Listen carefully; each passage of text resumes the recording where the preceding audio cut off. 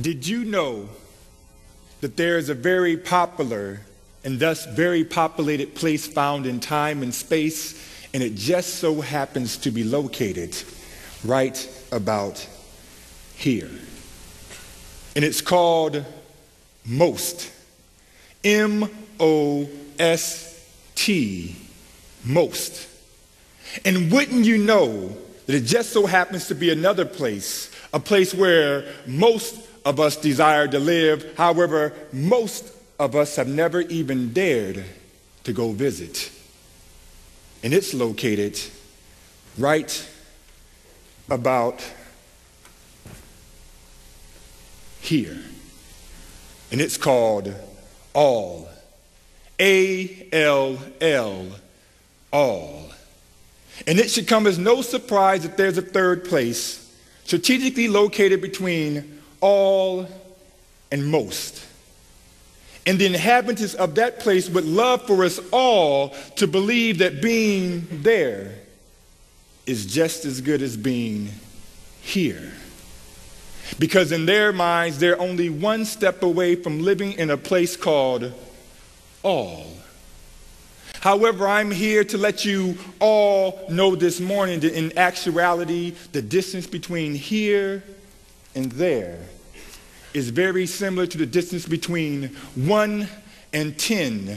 Start and end, lose and win, righteousness and sin. But just in case for some strange reason you're still interested in living in that place, it's located right about here. And it's called almost. A-L-M-O-S-T. That's right, A-L-M-O-S-T. Now, logically speaking, you would have thought it was spelled A-L-L-M-O-S-T, although history tells us the second L had to be dropped from all, because when it comes to almost, what you really have is only most of all, and all of most. What you really have is only most of all and all of most. So that means in reality, almost is not as close to all as we think it is. Yet even I must admit that almost is one of the most exciting and relaxing and comfortable places I've ever been in my life. It's so attractive, so appealing, it's borderline irresistible. So I am not surprised at all by the fact that most of us find ourselves giving our all to almost. After all, almost knows exactly what to do to make us feel so good, even though our almost good is never as good as our all good. And that's what makes it so easy for most to strive for all and then end up settling for almost. Now, I don't have any concrete facts or airtight stats. However, through personal experience and observation, I've come to the following conclusions. I believe that all of us here this morning can probably say that we've done a pretty decent job of giving most. And most of us, at one point of our lives, have experienced the near satisfaction of almost.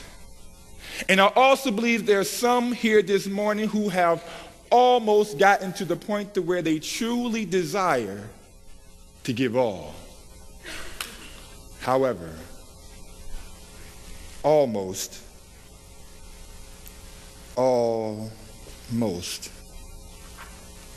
Okay, what word am I looking for? One moment.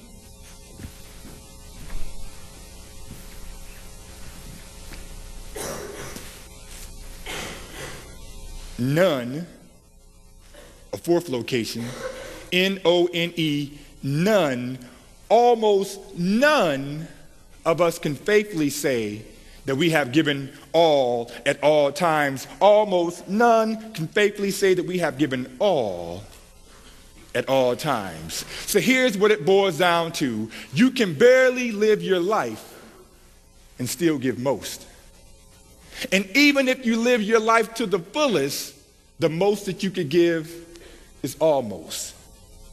However, if you truly desire to give all, here's one thing that you must know, and that is this. Almost ends with living your life, whereas all begins with giving your life. Almost ends with living your life, whereas all begins with giving your life. So it's simple. You have most, almost, and all.